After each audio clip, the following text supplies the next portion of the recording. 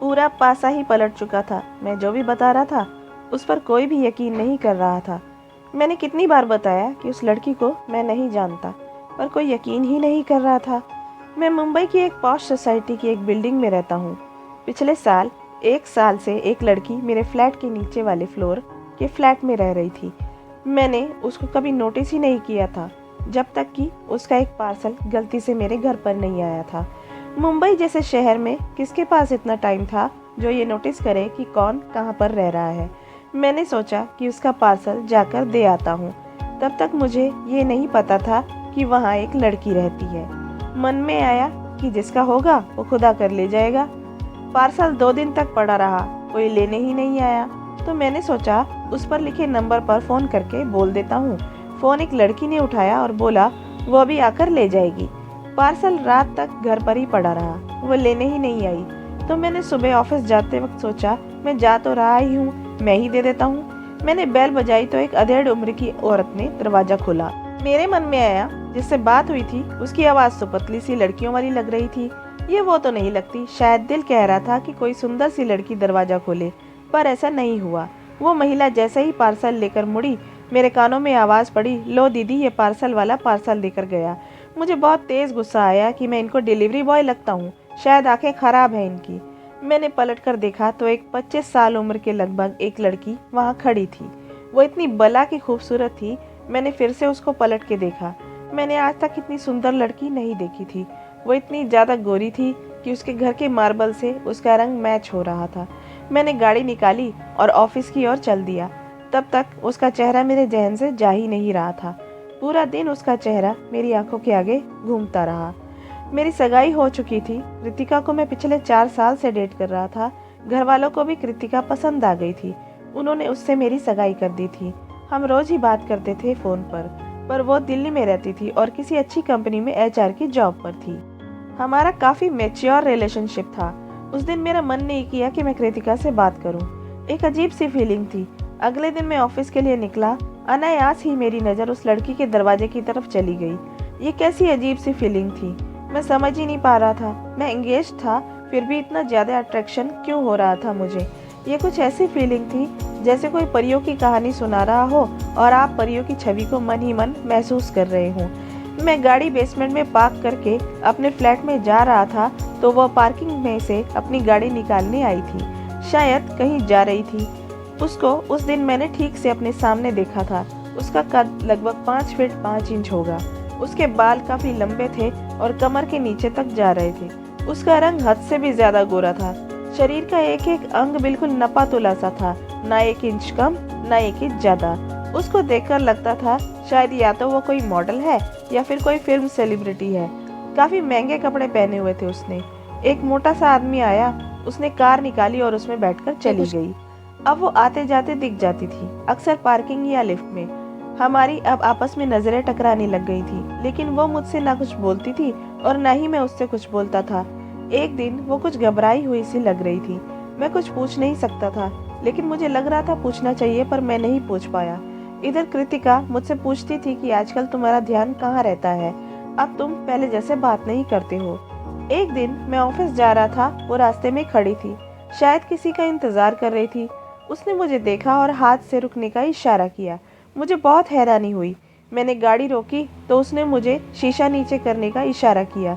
मैंने शीशा नीचे किया और उसने एक पैकेट मेरी ओर बढ़ाते हुए कहा कि आप कहाँ जा रहे हैं। मैंने कहा मैं अंधेरी में अपने ऑफिस जा रहा हूँ। तो उसने कहा मेरा एक दोस्त आएगा, जुहू आपके रास्ते में पड़ेगा, तो वो आपसे पार्सल ले लेगा। मैं सोचने लगा कि मुझे देर हो जाएगी, मैं मना कर देता हूँ, पर पहली बार इस लड़की जिसको मैं जानता नहीं था अब तक भी उसने काम बोला है। तो एक पड़ोसी होने के नाते मैंने मना नहीं किया। मैंने पैकेट ले लिया और सोचा पैकेट की वजह से ही मैंने उस दिन उसे देखा था, आज पैकेट की वजह से ही मेरी उससे बात हो गई थी। उसने कहा थैंक्स और मैं अपने ऑफिस जाने लगा। लगभग आधे घंटे में उसकी बताई हुई जगह पर मैं पहुंच गया था। वहां पर एक आदमी खड़ा हुआ था। उसने अपना नाम बताया जो उस लड़की ने बोला था। मैंने पार्सल उसको दे दिया। उसके बाद मैं अपने ऑफिस के लिए चल दिया। मैंने ये नोटिस किया कि एक गाड़ी लगातार मेरी गाड़ी का पीछा कर रही है। मैंने जैसे ही अपनी ऑफिस की पार्किंग में गाड़ी लगाई, वो कार जो मेरा पीछा कर रही थी उसमें से 2 आदमी निकले और मेरी ओर बढ़े।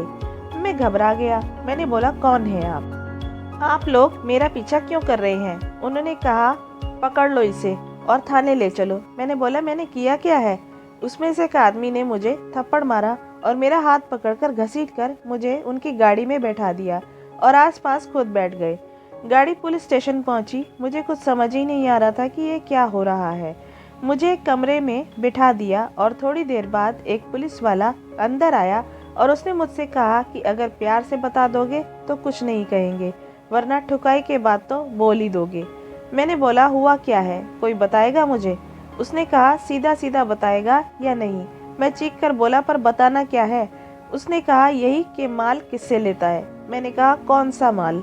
पुलिस वाले ने कहा, ज्यादा भोला मत बन, जो तूने उस आदमी को थोड़ी देर पहले दिया है।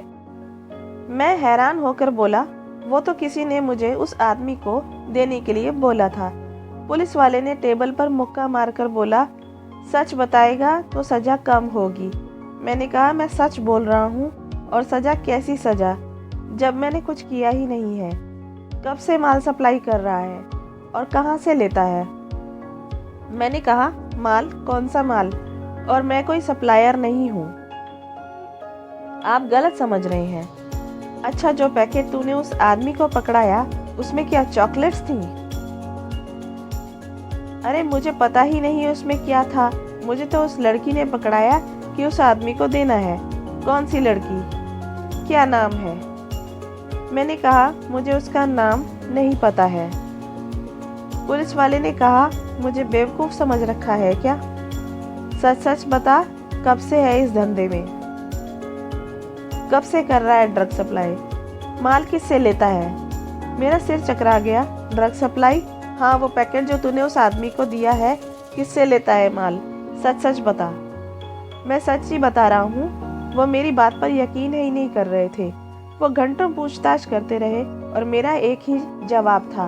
वो मेरी सोसाइटी में पूछताछ करने गए और वहाँ से वापस आकर उन्होंने जो मुझे जानकारी दी सुनकर मेरे पैरों तले जमीन निकल गई।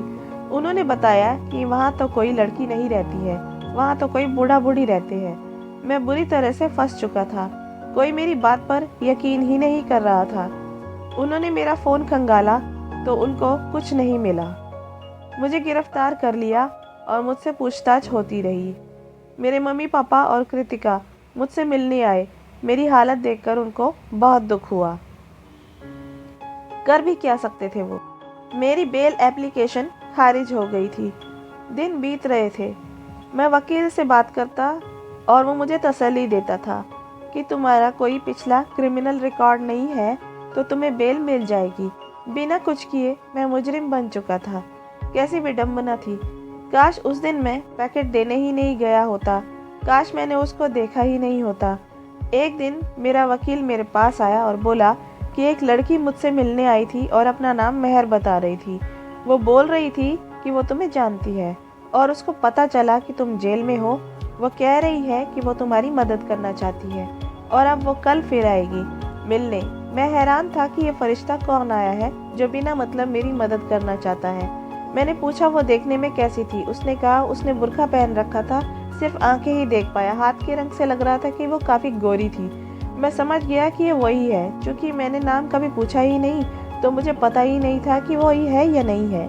मैंने वकील से बोला कि उससे पूछो कि वो किस तरह से हमारी मदद करेगी। उसने कहा, वो कल आएगी और पूछ के बताऊंगा। वकील आया और बोला कि वो तुम्हारे फेवर में गवाही देना चाहती है, लेकिन कोर्ट आने जाने की उसकी सुरक्षा की जिम्मेदारी लेनी होगी। मैंने बोला, वो हमारी मदद क्यों करना चाहती है? क्या चाहिए उसको बदले में? वकील ने कहा, उसने किसी भी तरह की मांग नहीं रखी है। मुझे काफ़ी हैरानी हुई। कोर्ट में हेयरिंग स्टार्ट हो गई थी। एक लड़की बुर्का पहन कर आई और उसने कटघरे में खड़े होकर बोलना शुरू किया। मेरा नाम मेहर है। मैं पिछले 5 साल से मुंबई में रह रही हूँ। मैं यहाँ पर मॉडलिंग और फिल्म में काम करने की तलाश में आई थी। मुझे काम नहीं मिल रहा था। मुझे पैसों की ज़रूरत थी। मैं कभी कहीं रहकर गुजारा कर रही थी। एक दिन मेरी सहेली मुझे किसी पार्टी में लेकर गई। वहाँ पर काफ़ी अमीर अमीर लोग आए हुए थे। सब नशे में झूम रहे थे। मेरी सहेली ने मुझे एक आदमी से मिलवाया और कहा, ये मेहर है, ये मुंबई में काम की तलाश में आई है। उसने कहा वो देखेगा, अगर कुछ हो सकता है तो। उसने मुझे ड्रिंक दिया, मैंने मना कर दिया। मेरी सहेली ने मुझे ड्रिंक लेने का इशारा किया। मैंने ड्रिंक ले लिया और धीरे धीरे पीने लगी। मुझे नशा सा होने लगा और मेरा सिर घूमने लगा। मुझे कोई कंधे पर उठाकर ले जा रहा था। मुझे कुछ पता नहीं चल रहा था। ऐसा लग रहा था कि पार्टी का शोर कम हो गया हो। उसने मेरे नशे में होने का फ़ायदा उठाया और मेरा रेप कर लिया। मुझे जब होश आया तब काफ़ी घबरा गई थी और रोने लगी। मैंने अपनी उसी सहेली को फ़ोन किया। उसने कहा तुम पार्टी छोड़कर पता नहीं कहाँ गायब हो गई थी। मैंने सोचा तुम घर चली गई हो। मैंने उसको सब बताया। उसने कहा कि अगर तुम्हें काम चाहिए तो ये सब करना पड़ेगा, पर मेरे लिए ये आम बात नहीं थी। अब मैं जहाँ भी काम की तलाश में जाती तो मुझे उल्टी सीधी डिमांड सी मिलती थी। मुझे कोई सही दिशा बताता ही नहीं था, या यूँ कहें कि मेरी किस्मत ही ऐसी थी कि मुझे कोई सही आदमी नहीं मिला जो मुझे गाइड कर सके। जो लड़कियां छोटे शहर से आती हैं वो बहुत सपने लेकर मुंबई आती हैं, पर जब उनका सच्चाई से सामना होता है तब उनका हौसला टूट जाता है। मेरी ये सलाह है सब लड़कियों को कि ऊपरी चमक दमक देखकर यहाँ पर कोई ना आए। अगर उनमें सच में टैलेंट है तो वह पहले पूरी जानकारी लें यहाँ की, तब आए। मैं वापस नहीं जा सकती थी। मेरे माँ बाप ने मुझे बड़ा भरोसा करके भेजा था। मैंने अब सोचा कि मुझे अब किसी भी तरह यहीं पर रहना है। मैंने एक दिन अपनी सहेली से बात की तो उसने मुझे एक आदमी से मिलवाया। उसने कहा कि तुम ड्रग सप्लाई करो, तुम्हें सिर्फ पार्सल डिलीवर करना है और तुम्हें पैसे मिल जाएंगे। लड़कियों पर जल्दी से कोई शक नहीं करता है। मैंने पार्सल डिलीवर करना शुरू कर दिया था और मुझे पैसे मिल जाते थे। मेरा गुजारा होने लगा। मेरी कोई अपनी पहचान नहीं थी। मुझे अपनी पहचान छुपा कर रखनी पड़ती थी। मुझे रेंट पर ऐसा फ्लैट चाहिए होता था जो किसी और के नाम पर हो, तो मैं ब्रोकर से बात करके उसकी सेटिंग करवाती थी। वो किसी और की आईडी पर मुझे फ्लैट दिलवा देता था। मुझे सामने नहीं आना होता था, बस इतना बताना होता था कि मैं कहीं उनकी रिश्तेदार हूँ और कुछ दिन के लिए रहने आई हूँ। धीरे धीरे मुझे लगने लगा कि मैं क्या बनने आई थी और मैं क्या बन चुकी थी। मुझे मेरा फ्यूचर अंधेरे में ही दिख रहा था। मैंने निश्चय किया कि मैं अब ये काम छोड़ दूंगी, चाहे कुछ भी हो जाए। मैंने पैसा जोड़ना शुरू कर दिया और इतना पैसा जोड़ लिया कि अब मैं अपने माँ बाप को लेकर किसी ऐसी जगह चली जाऊँ जहाँ पर कोई मुझे ढूंढ ना सके। मैंने अपने और अपने माँ बाप के पासपोर्ट बनवाए और इंडिया से बाहर जाकर अलग पहचान बनाकर बसने की तैयारी कर ली थी। जिस दिन मुझे घर से निकलना था, मेरी ट्रेन का टाइम हो गया था। बदकिस्मती से उस दिन एक पार्सल की डिलीवरी आ गई थी। मैंने सोचा अगर मैं पार्सल देने गई तो लेट हो जाऊंगी। अभी मैं सोच ही रही थी कि इतने में आप मुझे गाड़ी में आते हुए दिखे। मैंने वो पार्सल आपको पकड़ा दिया था। मुझे ये नहीं पता था कि उस दिन पुलिस पीछे लगी हुई होगी। अगर आपकी जगह मैं होती तो मैं उस दिन पकड़ी जाती। मैं जब घर गई तो मैंने न्यूज़पेपर्स में आपके बारे में पढ़ा। मुझे बहुत दुख हुआ। अब मैं असमंजस की स्थिति में थी कि मैं क्या करूं। मुझे ये लगा अगर मैं वापस गई तो मैं इस दलदल से कभी निकल नहीं पाऊंगी। लेकिन जब आपको जेल में देखा तो मैंने निर्णय लिया कि अब जो भी हो, मेरी वजह से एक शरीफ इंसान की ज़िंदगी बर्बाद नहीं होनी चाहिए। मैं आपके वकील से मिली और मैंने गवाही देने का निश्चय किया। अब मैं उन लोगों के नाम का खुलासा करना चाहती हूँ। मैं उनके ठिकाने वगैरह सच बताऊंगी। मेरी एक ही विनती है जज साहब कि मुझे सज़ा में थोड़ी रियायत मिल जाए, क्योंकि मैं ही अपने माँ बाप की इकलौती संतान हूँ। मेरे अलावा उनकी देखभाल करने वाला कोई नहीं है और मैं अपने आप को सरेंडर करना चाहती हूँ।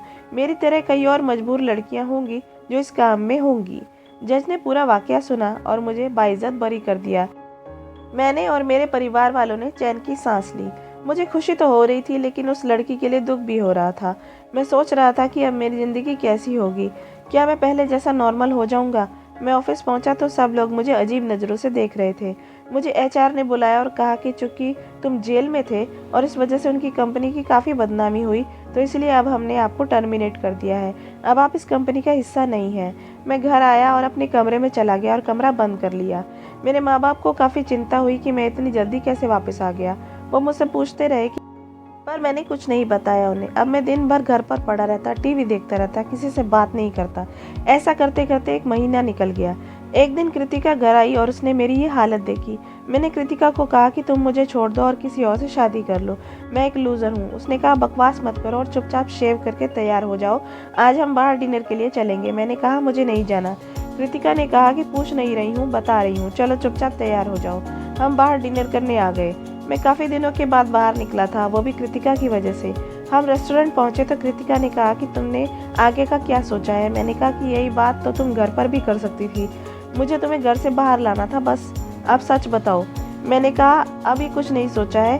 कृतिका ने कहा याद है एक बार तुम मुझसे अपने स्टार्टअप की बात कर रहे थे। मैंने कहा रहने दो, उसमें तो काफ़ी वक्त लगेगा और पता नहीं चले ना चले। तो कृतिका ने कहा कि वैसे भी तुम अभी कुछ नहीं कर रहे हो और तुम्हारा पूरा ध्यान अपने स्टार्टअप में रहेगा, तो तुम शुरू तो करो। मैंने कहा उसमें काफ़ी पैसा लगेगा और मेरे पास उतने नहीं हैं। तुम शुरू तो करो, कुछ मैं अरेंज करूँगी और कुछ लोन ले लेंगे। मैंने कहा ऑफिस भी तो चाहिए, कैसे करूँगा, स्टाफ को कहाँ रखूँगा। कृतिका ने कहा तुम एक काम करो, पहले रेंट पर कोई ऑफिस लो और शुरू करो। मैंने कहा रेंट भी बहुत होता है यहाँ, सारा पैसा तो रेंट में ही चला जाएगा। तो कृतिका सोचने लगी। उसने कहा तुम एक काम करो, हमारा दिल्ली में एक पुश्तैनी घर है जो अब खाली है, तुम वहाँ से शुरू कर सकते हो और वहाँ पर मैं भी तुम्हारी मदद कर सकती हूँ। मैंने बोला मैं सोच कर बताऊँगा और घर आ गया। अगले दिन कृतिका की फ्लाइट थी, वो दिल्ली चली गई। मैंने उसके आइडिया के बारे में मम्मी पापा को बताया तो वो बहुत खुश हुए और उन्होंने मेरा उत्साह वर्धन किया। अब मैं अगले दिन से स्टार्टअप की योजना तैयार करने में जुट गया। 1 महीने बाद मैं पूरी योजना बनाकर दिल्ली रहने चला गया और कृतिका और मैं दिन रात अपने स्टार्टअप पर काम करने लग गए। मेरा फोकस अब सिर्फ अपने स्टार्टअप पर था। ठीक 2 महीने बाद हमने स्टार्टअप शुरू कर दिया और अपनी जी जान लगा दी उसमें। धीरे धीरे क्लाइंट बढ़ने लगे और हम ठीक ठाक कमाने लगे। पूरे 3 साल की कड़ी मेहनत के बाद हमारी मार्केट में पहचान होने लगी और देखते देखते हमारा बिजनेस चल निकला। अब कृतिका ने अपनी जॉब छोड़ दी थी और मेरे साथ ही काम करने लगी। अब हमने मुंबई में भी एक ब्रांच खोल ली।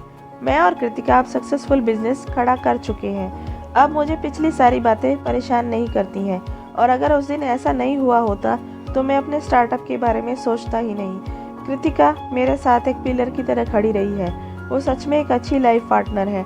6 महीने बाद मेरी और कृतिका की शादी है और मैं ऐसा लाइफ पार्टनर पाकर बहुत खुश हूँ। उम्मीद है आपको मेरी ये कहानी पसंद आई होगी। अगर पसंद आई है तो प्लीज़ इस वीडियो को लाइक करें और मेरे चैनल को सब्सक्राइब भी कर दें ताकि आपको मेरी आने वाली वीडियो की नोटिफिकेशन मिलती रहे। मिलती हूँ एक नई वीडियो में एक नई कहानी के साथ। धन्यवाद।